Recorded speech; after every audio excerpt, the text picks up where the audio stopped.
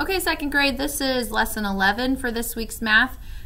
We are going to use a couple different strategies today to make $1 or make change from $1, and I'll tell you what all that means here in a second. First thing, let's look at our redraw right. All right. Tracy has 85 cents in her change purse. She has 4 coins. Which coins are they? And then how much more money will Tracy need if she wants to buy a bouncy ball for $1? You're probably thinking, now how in the world am I supposed to know what coins Tracy has in her pockets to equal 85 cents? But you do know, you guys, because it's what we've been working on. So we know that Tracy has 85 cents, right? No matter what we have, it has to equal 85. Now, is Tracy going to have 85 pennies? No, because she only has 4 coins. So let's think. Let's start with our biggest coin, okay? We know she can have at least 1 quarter because that equals 25. Can she have another quarter is my next question. Yes, because 25 plus 25 equals 50. So right here we're at 50 cents. I'm going to put a little 50.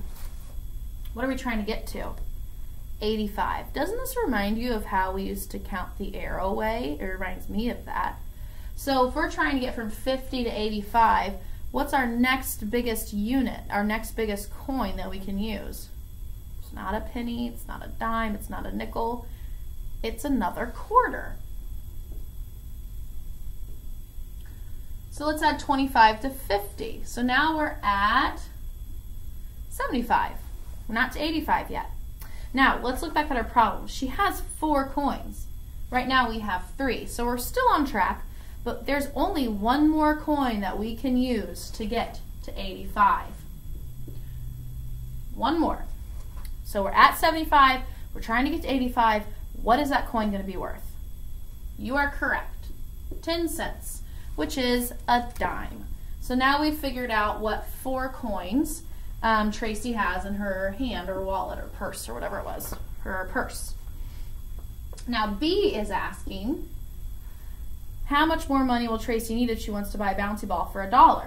So we have our 4 coins for 85 cents, but now Tracy needs to buy something for $1. How much more money is she going to need? We don't have to tell how many coins or what coins, we just have to say how much money. So we know that $1 also equals 100 cents, correct? This is a subtraction problem, you guys.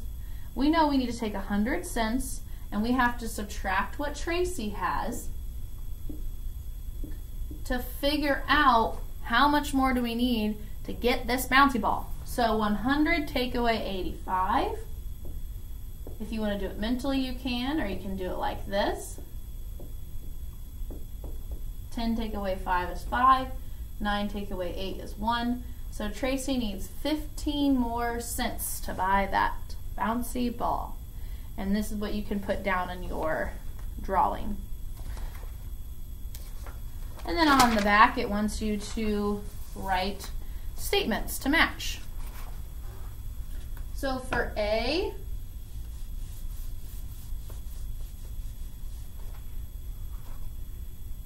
Tracy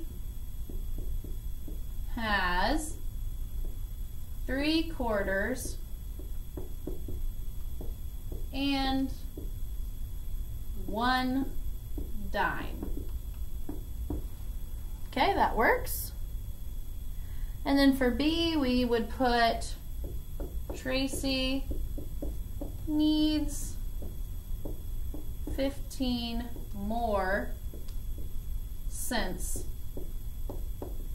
for the ball. And that would work. So those are your statements on the back. Okay, so for your lesson today, I want you guys to pretend that I have 35 cents in my hand, okay? And it's a quarter and a dime. So I'll write it up here on the board.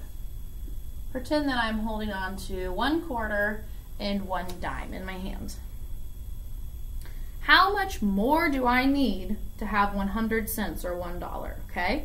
So think about that. I have 35. How much more do I need to get to 100, which is $1?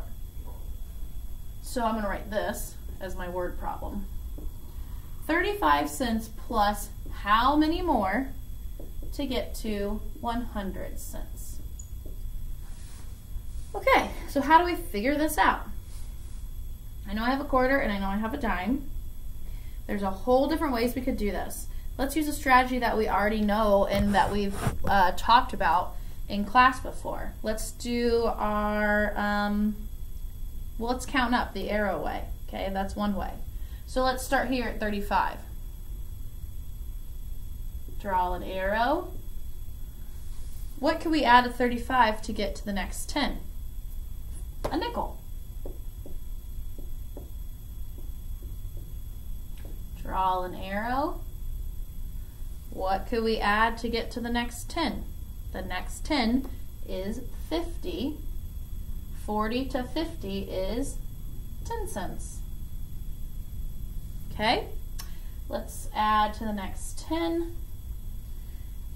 Now, we could go up even higher because we know that we have a coin that equals more than 5, 10, and 1 cent. Remember, we're just using coins. You can't just do any number. So I can't just do 50 to 100 right now. Why don't we add a quarter and see where that puts us?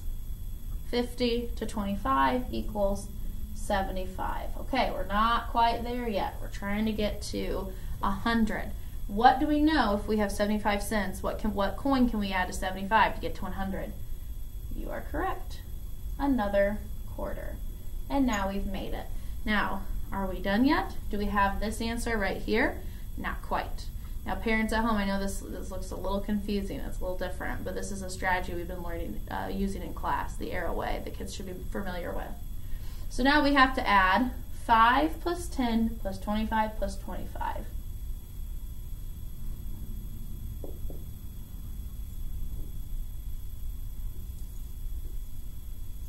Okay, and then we're going to add those up to get this total to figure out how much more I need to get to $1. So 5 plus 10 is 15, and we know that 15 plus 25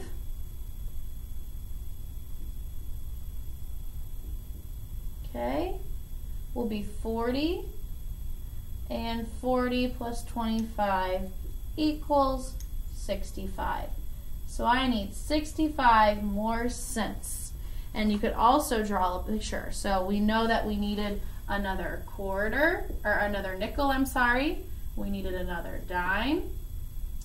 And we needed 2 more quarters. So now, and all this now equals $1 or 100 cents. That's one way to do it. It's a lot of thinking power, and you got to be familiar with your coins. Okay, so let's pretend that I have $1 in my hand in coins, okay? So I have some amount.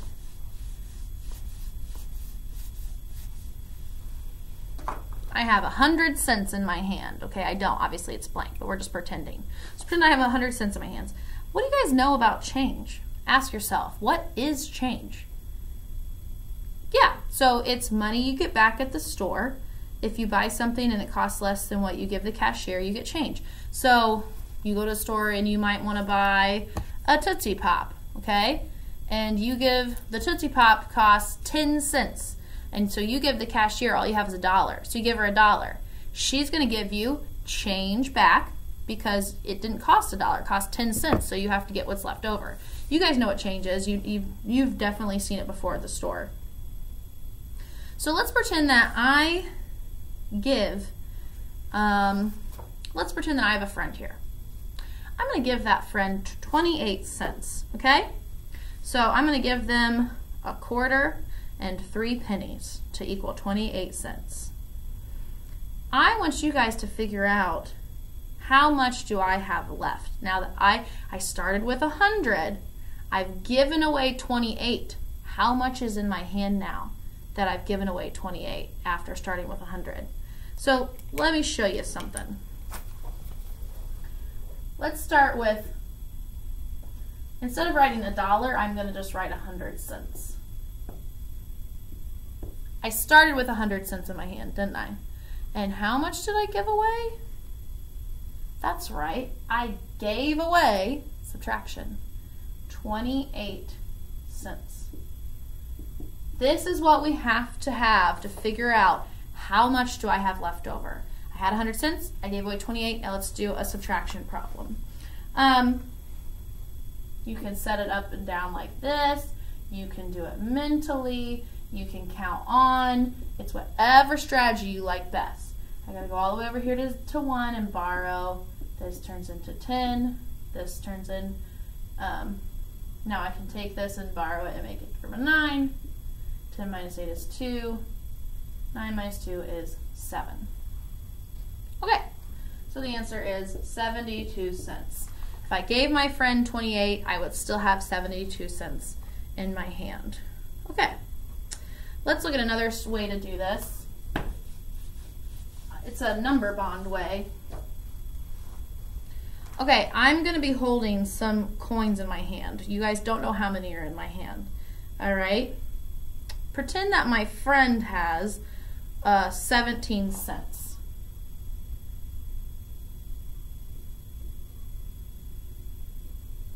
So my friend has 17 cents, and I have some amount in my hand. I'm not telling you. Okay, that's why I put the question mark right here. And we have $1 together. Now don't forget, $1 equals 100, so I'm gonna write it different throughout the lesson so we get familiar with that. So how do we figure out what I have? Knowing what my friend has, knowing what number we're trying to get to. This is the whole, and these are your two parts. So what do we do with number bonds? We need to set up a subtraction problem. So you're going to do 100 cents minus your part, which is 17, to figure out this other part. Okay, so just do that quickly. And I have 83 cents in my hand. So that's another way that you can do it. You also, guys, can just write this as a tape diagram too, the exact same problem. So we have the number that we didn't know, how much did I have, and then this is how much my friend had, and we know that we had to get to $1. So you can also set it up like a tape diagram if you like tape diagrams better than number bonds. And then it's the same thing. Here's my total, 100. I have to subtract my part to get this number, which we know is 83 because we just did that over there. Okay? And you can always erase your question mark and write in 83 cents. So taking a look at your homework, that is what they want you to do. On number 1, they want you to do the arrow way. So you guys have to count up to get to 100, starting with certain numbers. And then on number 2, it says solve using the arrow way and a number bond. So you have to write your answers like this and do the arrow way. And then on number 3, it just says solve any way you want. So you can do a tape diagram, just a subtraction problem, the arrow way, a number bond, whatever you want. If you have any questions, you know where to reach me. Bye.